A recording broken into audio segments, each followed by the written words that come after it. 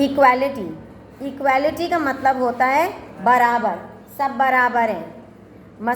मसावात is an Arabic word which literally means equality. It means that all human beings have one origin, so they are equal in the eyes of the law. सब लोग, इंसान जो दुनिया में आए हैं वो हज़रत आदम की औलादें हैं सब. यस और नो? जी. तो सब कौन हुए? सब बराबर हुए. कोई बड़े और कोई छोटा तो ना हुआ, सब बराबर हुए. और कानून की नज़र में भी सब बराबर हैं. And they are equal in their rights.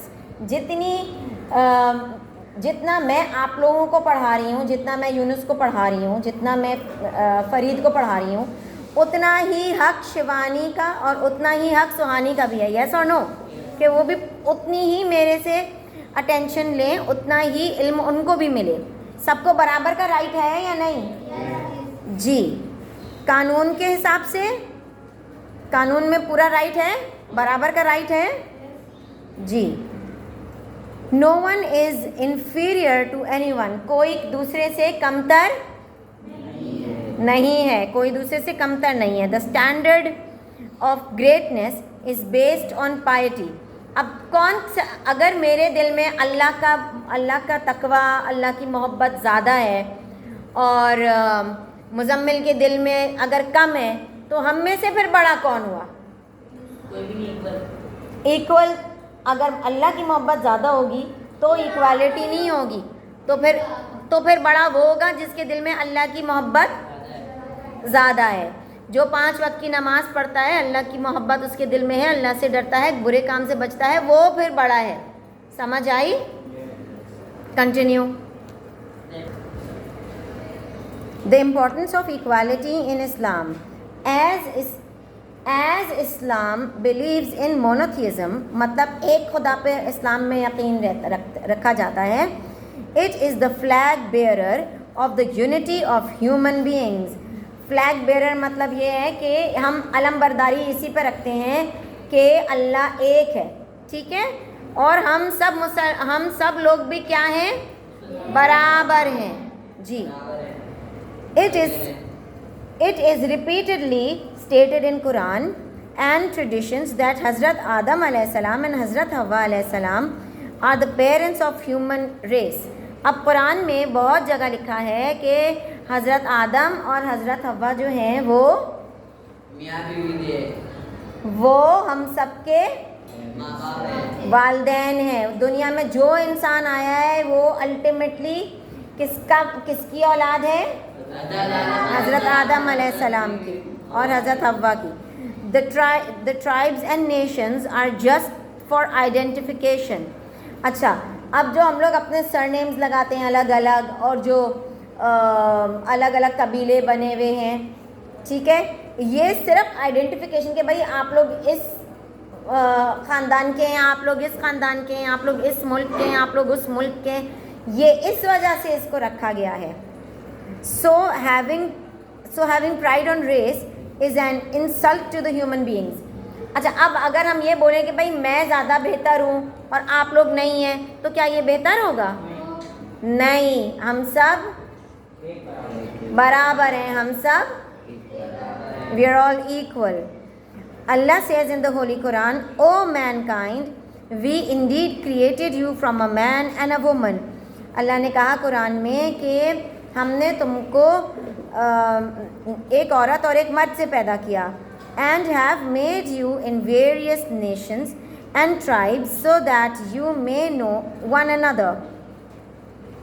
हमने आपको अलग अलग ट्राइब्स में, अलग अलग कौमों में पैदा किया ताकि आप एक दूसरे से मुलाकात कर सकें, ताकि आप दूसरे को जान सकें, पहचान सकें. ठीक है?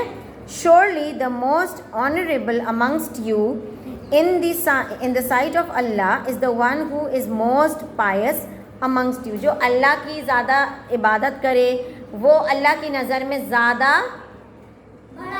बड़ा है. ठीक है? यस. ये जो आयत है tells us that the criterion of human greatness and nobility is not the color and race. अगर कोई शख्स गोरा है तो गोरे को काले पे फौकियत हासिल नहीं है, लंबे को छोटे कद पे फौकियत हासिल नहीं है, मगर फौकियत किस पे हासिल होगी? उसके तकवा पे और उसकी सही बात करने पे। ठीक है, अगर कोई झूठा है और कोई सच्चा है तो इसमें से अच्छा कौन होगा? सच्चा है। मगर अगर कोई गोरा है और काला है, उनमें से अच्छा कौन होगा? दोनों इक्वल होंगे, दोनों बराबर हैं। The Rasulullah sallam said about equality, an Arab has no superiority over a non-Arab. प्यारे नबी ने कहा कि अगर कोई अरबिक है तो उसको नॉन अरबिक, जैसे हम लोग नॉन अरबिक हैं, हम पर वो बड़ा नहीं है, हमसे वो ज़्यादा बेहतर नहीं होगा। Nor does a non-Arabic have a superiority over an Arab. अब जैसे हम लोग नॉन अरब हैं, हम लोग अरबियों के ऊपर ज़्यादा अच्छे नहीं हैं उनसे। हम और अरबिक दोनों क्या हैं? इक्वल हैं, बराबर हैं। A white has no superiority over the colored, मतलब ब्लैक। गोरे को काले पे फौकियत हासिल नहीं है, वो दोनों इक्वल है। Nor does the colored black have any superiority over a white, except by the piety. अल्लाह ने कहा है कि बार बार यही कह रहा है कि सिर्फ तकवा, अगर किसी के दिल में अल्लाह की इज़्ज़त और मोहब्बत ज़्यादा है वो बड़ा है। ठीक है, और उसके अलावा कोई इसका स्टैंडर्ड नहीं है।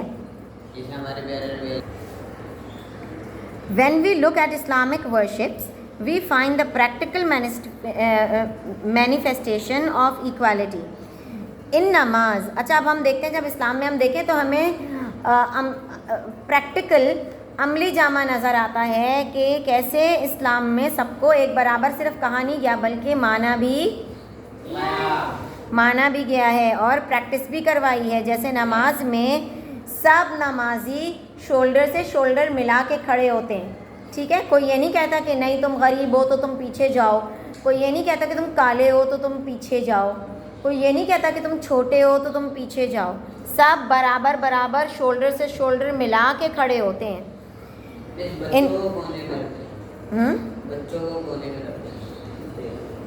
इन रोज़ा all the observers fast as seen in the same conditions. रोज़े में सब रोज़े पे होते हैं। ये नहीं होता कि काला जो है वो रोज़ा नहीं रखेगा। नॉन मुस्लिम भी रोज़े रखते हैं। नॉन मुस्लिम्स के अलग रोज़े होते होंगे ना। इन रोज़ा सब रोज़े रखते हैं, सब मुसलमान रोज़े रखते हैं। यस और नो? जी। In Hajj everyone wear the same style of dress. Hajj में जब आप लोगों ने टीवी में हज देखा है? हज में देखा है कि कैसे सब विमेन जो होती हैं वो ऐसा कवर्ड रखती हैं सर, और मेन जो होते हैं वो दो चादरों में होते हैं। देखा है? जी।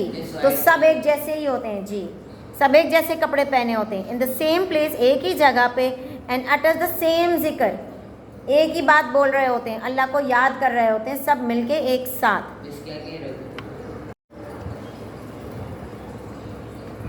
हज़रत मोहम्मद सल्लल्लाहु अलैहि वसल्लम and his companion in equality.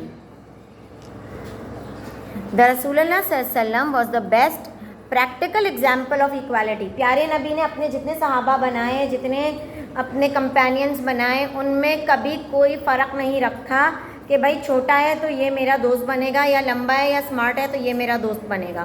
प्यारे नबी हर चीज़ में हमारे लिए बेस्ट एग्जाम्पल रहे हैं, है ना?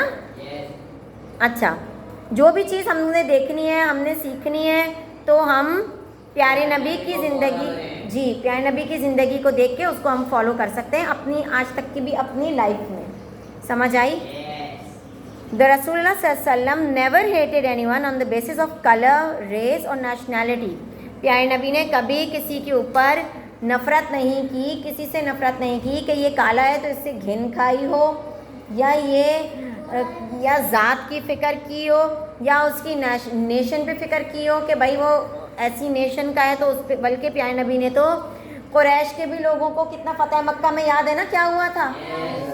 ठीक है, सबको माफ़ कर दिया था। सबको माफ़ कर दिया था। और ताइफ में क्या हुआ था? क्या हुआ था ताइफ में? उनका खाना भी दे दिया था जो जेल में थे। जी, मगर ताइफ में क्या हुआ था? वो ग़ज़वा हुनैन में हुआ था। जो बच गए थे ना लोग, जो जेल में थे, उनको भी माफ़ कर दिया था, और उनका जो माल गनीमत में जो उनको खाना और जो चीज़ें मिली थी वो सब उनको ही दे दी थी, प्रिजनर्स को दे दी थी। मगर ताइफ में क्या हुआ था? प्यारे नबी को ताइफ के लोगों ने क्या किया था? ज़ख्मी कर दिया था। प्यारे नबी ने तब भी उनसे भी बदला नहीं लिया था, उनके लिए भी दुआ की थी। तो प्यारे नबी कभी किसी के फ़र्क कर सकते हैं? फिर कभी भी फ़र्क नहीं किया था उन्होंने। रसूलुल्लाह सल्लल्लाहु अलैहि वसल्लम gave the great place to हज़रत बिलाल हबशी, हज़रत सलमान फ़ारसी एंड हज़रत सोहेब रूमी। अच्छा, प्यारे नबी ने तो हज़रत बिलाल को इतनी इज़्ज़त दी, अपॉइंटेड एज। हज़रत बिलाल क्या थे? हज़रत बिलाल हबशी थे। हबशी जो थे वो उस वक्त में जो थे वो ग़ुलाम बनाए जाते थे उस वक्त में, ठीक है। तो प्यारे नबी ने उनको आज़ाद करवाया। उन पर बहुत जुल्म हो रहे थे हज़रत बिलाल पे, और वो मुसलमान हुए थे, तो इस वजह से उन पर जुल्म हो रहे थे, बिकॉज वो मुसलमान हो गए थे। उनका जो मास्टर था वो उन पर जुल्म कर रहा था। तपती रेत में, गरम रेत में उनको लिटा दिया था, उनके सीने के ऊपर इतना भारी पत्थर रख दिया था हज़रत बिलाल के ऊपर, इतनी धूप, अरब की धूप में, और उनको कहा था कि आप इस्लाम छोड़ दें। तो फिर भी हज़रत बिलाल कह रहे थे there is no God but God and Muhammad is the last messenger of God. ये कहते रहे। फिर जब प्यारे नबी को पता चला कि हज़रत बिलाल पे इतना जुल्म हो रहा है, तो प्यारे नबी ने उनको आज़ाद कराया, और अल्लाह के हुक्म से उनको, हज़रत बिलाल को, जबकि ग़ुलाम थे, ठीक है, उनको कितनी इज़्ज़त दी कि उनको इस पूरी दुनिया में, पूरे इस्लाम मज़हब में सबसे पहला क्या बनाया? हज़रत बिलाल को मुअज़्ज़िन बनाया। तो क्या प्यारे नबी किसी को ऊपर नीचे रख सकते हैं? किसी में फ़र्क कर सकते हैं? नहीं। On the occasion of battle of trench है ग़ज़वा खंदक, ठीक है। ग़ज़वा खंदक में क्या हुआ था? प्यारे नबी सल्लल्लाहु अलैहि वसल्लम ने हज़रत सलमान फ़ारसी को इतनी इम्पोर्टेंस दी थी, क्योंकि हज़रत सलमान फ़ारसी का ये आइडिया था कि हम ट्रेंच बना लेते हैं, एक खड्डा बना देते हैं, इर्द गिर्द अपनी उसका खड्डा बना देते हैं, और उसको मिट्टी से ढक देते हैं, या किसी चीज़ से ढक देते हैं, या पत्तों से, या किसी ब्रांचेस से, ताकि कुरैश को पता ना चले कि हम यहाँ पे वो है, क्या है? ट्रेंच है। हाँ, तो हज़रत सलमान फ़ारसी को भी इतनी इम्पोर्टेंस दी थी। हज़रत सलमान फ़ारसी नए मुसलमान हुए थे उस वक्त, ठीक है, फिर भी उनको इतनी इम्पोर्टेंस दी थी। हज़रत रसूलुल्लाह सल्लल्लाहु अलैहि वसल्लम मैरिड हिज कज़न हज़रत ज़ैनब विद हज़रत Zaid bin Haritha who was his freed slave. प्यारे नबी ने क्या किया था? प्यारे नबी ने जो उनकी कज़न थी हज़रत बीबी ज़ैनब, उनकी शादी हज़रत ज़ैद से कराई थी, और हज़रत ज़ैद कौन थे? वो ग़ुलाम थे।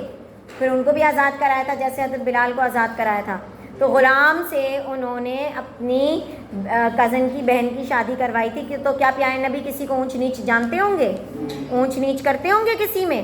देखो कितना साबित किया प्यारे नबी ने, है ना? यस और नो? अच्छा जी, the above facts are great examples of equality of रसूलुल्लाह सल्लल्लाहु अलैहि वसल्लम even in the matter of justice. अब जब इंसाफ की बारी आती थी कि भाई इंसाफ करना है, तो प्यारे नबी ने क्या किया था? उसमें भी प्यारे नबी ने अपना अलम ऊपर रखा था कि भाई इंसाफ होगा तो सबके साथ होगा। ये नहीं है कि अमीर का अलग और गरीब को अलग, ऐसा इंसाफ नहीं होगा। अगर इंसाफ है तो जो गुनाह करेगा उसको सज़ा मिलेगी, ठीक है। अब इसका एक वाक़या है कि एक दफ़ा once a woman named Fatima from Banu Makhzum tribe, ये जो थी ना बहुत अच्छे ख़ानदान की औरत थी, और इसने चोरी करी थी, ठीक है। थेफ्ट मतलब चोरी की थी इसने। क्या नाम था इस लड़की का? फातिमा और कौन से ट्राइब में से थी? बनु मखसूम बनु मखजूम ट्राइब की थी. After the testimony of all the evidences and the witnesses, the Rasulullah sallallahu alaihi wasallam ordered the implementation of the Quranic punishment of cutting her hand. जब सबूत भी मिल गए और गवाही भी मिल गई कि भाई इसी ने चोरी करी है, तो जो कुरान में जो सज़ा लिखी है वो सज़ा सब पे लागू होगी ना. सब जो चोरी करेगा उसको होगा. आपको इन बड़ा कौन छोटे से कुछ नहीं होगा. प्यारे नबी ने क्या हुक्म दे दिया? हाथ काटने का. इसने चोरी करी है, इसका हाथ काटो. ठीक है. पीपल, अब लोग आ गए. People recommended that the sentence should be commuted. लोग आए, हर जगह से लोग आके प्यारे नबी से कहने लगे प्लीज़ आप ये सज़ा को ख़त्म कर दें, इसको दोबारा नज़र-ए-सानी करें, और ये तो बहुत अच्छे कबीले की और बहुत अच्छे ख़ानदान की औरत है, इसको माफ़ कर दें. तो प्यारे नबी जो थे ना, रसूलुल्लाह सल्लल्लाहु अलैहि वसल्लम became extremely displeased on it and said, उनको बहुत बुरा लगा, बहुत गुस्सा आया प्यारे नबी को. और अच्छा, प्यारे नबी के लिए कभी गुस्सा वर्ड नहीं यूज़ होता. देखो, एंग्री नहीं लिखा, डिसप्लीज्ड. डिसप्लीज्ड का मतलब बात पसंद नहीं आई. देखो, प्यारे नबी कभी भी गुस्सा कहीं भी करते नहीं थे, बस उनको नापसंद होती थी चीज़ें. और हम लोग क्या हैं? हम लोगों को फ़ौरन जहाँ, अगर किसी ने हमारे साथ कुछ किया है, वो जहाँ मिले उसको वहीं पकड़ लो. मगर हमने प्यारे नबी से क्या सीखा है कि नापसंद, मतलब हमको एक्सट्रीम पे नहीं जाना है. कोई चीज़ पसंद नहीं आती है तो डिसप्लीज तो हम ज़ाहिर फील करेंगे इस चीज़ को. तो प्यारे नबी भी यही करते थे. और प्यारे नबी ने फरमाया, O people, the nations before you went astray because if a noble person committed a theft they used to leave him, but if a weak person committed the theft they used to impose the legal punishment on him. प्यारे नबी ने कहा तुम में से पहले की कौमें इसीलिए बर्बाद हो गई क्योंकि अगर कोई अमीर था तो उसको माफ़ कर देते थे, अगर वो गुनाह करे ना अमीर तो उसको माफ़ कर दिया, और अगर कोई गरीब अगर गुनाह कर दे उसको सज़ा मिलेगी. हाँ, जो गरीब है, जो पैसे वाला नहीं है, जो मालदार नहीं है, जिसके पास सोर्स नहीं है, जिसके पास कुछ मतलब लोग जानने वाले नहीं हैं, उसको तो सज़ा मिलेगी पूरी. हाँ, उसको सज़ा मिलेगी. और अगर कोई अमीर है, कोई अच्छे ख़ानदान का है, या कोई पैसे वाले लोग हैं तो उसको सज़ा माफ़ है. प्यारे नबी ने कहा इसी वजह से तो पिछली सारी कौमें, आप लोगों की पिछली वाली कौमें सारी बर्बाद हो गई हैं. और प्यारे नबी ने कहा कि बाय अल्लाह, प्यारे नबी ने कहा कि अगर मेरी बेटी फ़ातिमा भी गुनाह करती, चोरी करती, तो मैं उसके भी हाथ कटवाता, अगर मेरी अपनी बेटी भी होती. The companion also practised equality. अच्छा, जब प्यारे नबी को देख देख के उनके जो सहाबा थे, उनके जो साथ रहते थे, उनके जो दोस्त थे, वो भी बराबरी पे यकीन करते थे. फॉलोइंग द वे ऑफ रसूलुल्लाह सल्लल्लाहु अलैहि वसल्लम, प्यारे नबी का जो रास्ता था उसको अपने दिल से फॉलो करते थे. अच्छा, हज़रत उमर जो थे वो हज़रत बिलाल को ओ माय मास्टर कह के बुलाते थे. क्या बुलाते थे? कौन बोलते थे? किन के लिए? ये याद रखना है क्योंकि पिछली दफ़ा एग्ज़ाम में आया था, तो हो सकता है इस दफ़ा भी आ जाए. When हज़रत उमर रज़ी अल्लाह ताला अन्हु was on his way to Jerusalem for the conquest of Palestine, जब हज़रत उमर जो थे वो जेरूसलम की तरफ जा रहे थे फ़लस्तीन को फ़तह करने के लिए, he and his slave would ride on in turn and he himself walked on foot. अच्छा, तो हज़रत उमर जो थे उनके ग़ुलाम और वो दो जा रहे थे. ठीक है, तो वो बारी बारी राइड लेते थे. जो एनिमल था ना उनका, थोड़ी देर वो बैठते थे, फिर थोड़ी, ये नहीं पूरे टाइम पे हज़रत उमर बैठे हुए और वो चल रहा है, क्योंकि वो ग़ुलाम है इसलिए, वो नौकर है इसलिए. तो उन्होंने बारियां लगाई नहीं थी कि कभी तुम बैठ के चल लो, तुम बैठो और मैं चलूँगा, फिर मैं बैठूँगा तुम चलोगे. ठीक है, इससे दोनों थकेंगे नहीं. यस, इससे दोनों नहीं थकेंगे.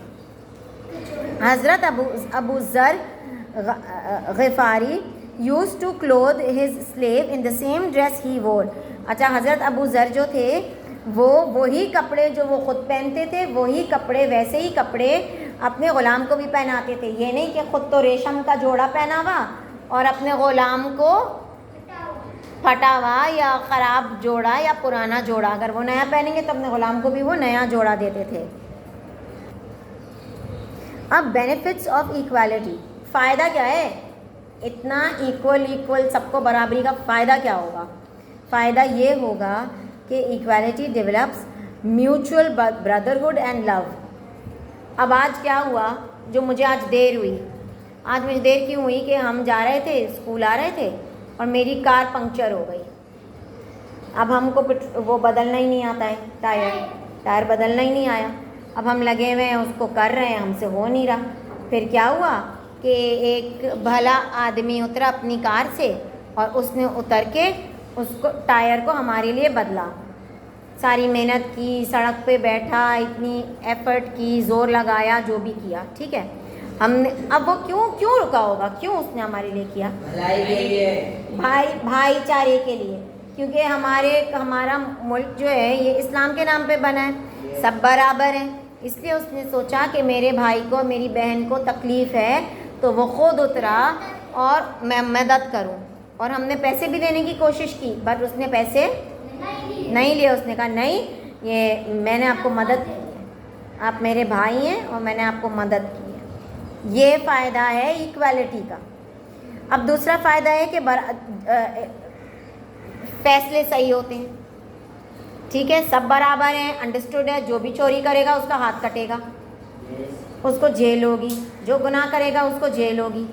तो ये अभी हर कोई गुनाह करने से डरेगा। ये नहीं है कि अमीर कहेगा मैं गुनाह कर सकता हूँ और गरीब करेगा कि नहीं मुझे नहीं, भाई सबने बचना है, ठीक है। Equality eliminates national, linguistic and racial prejudice. कौम की, ज़बान की और नस्ल की और रेस की जो है ना, ये जो है भेदभाव ख़त्म करता है, सब एक बराबर ही होते हैं, ठीक है।